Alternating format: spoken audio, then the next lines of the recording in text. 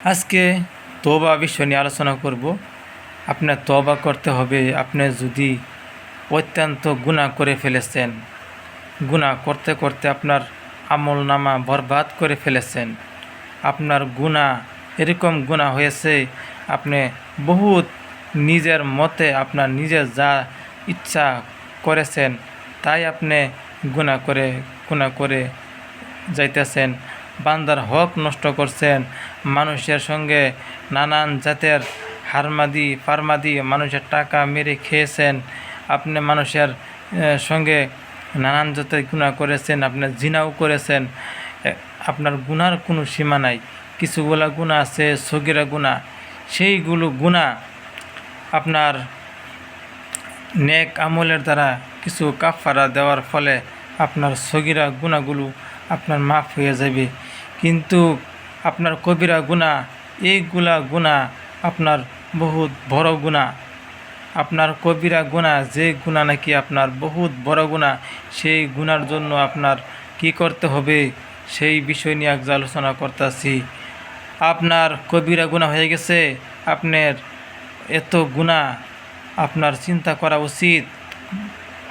তাহলে আপনি কি করবেন? আপনার অন্তরকে সুন্দরভাবে পরিষ্কার করবেন যে হে আল্লাহ, আমি আর জীবনে কোনো দিন আর গুনাহ করব না। এরকমভাবে আল্লাহর কাছে বলতে হবে যে আমি যে গুনাহ আমি ভুলে করে ফেলেছি, এই গুনাহ আমি আর জীবনেও করব না। এরকম প্রতিজ্ঞা করতে হবে। তাহলে আশা করা যায় যে কবিরা গুনাহ আল্লাহ পাক মাফ করবে। বান্দার হক তওবা করলেও মাফ হয় না যতক্ষণ পর্যন্ত আপনার বান্দার হক যদি আপনি না ঘুরিয়ে দিন। মানুষের টাকা আনছেন, টাকা আনে মেরে দিচ্ছেন, টাকা মানে ঘুরায় দেন নাই।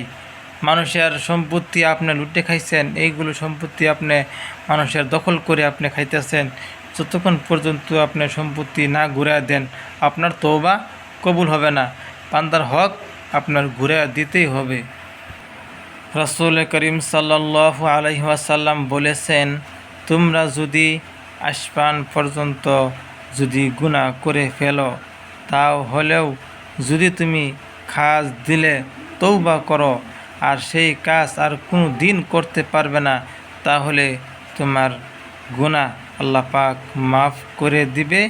আর প্রকৃতভাবে তুমি সুন্দর একদম বান্দা হইতে হবে।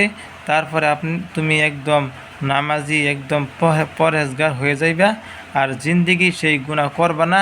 তাহলে আল্লাহ পাক তোমাকে মাফ করে দিবে। আশা করি সবাই তওবা করেন, ভালো রাস্তায় চলেন, আর অবশ্যই আপনারা সাবস্ক্রাইব করবেন, আশা রাখলাম।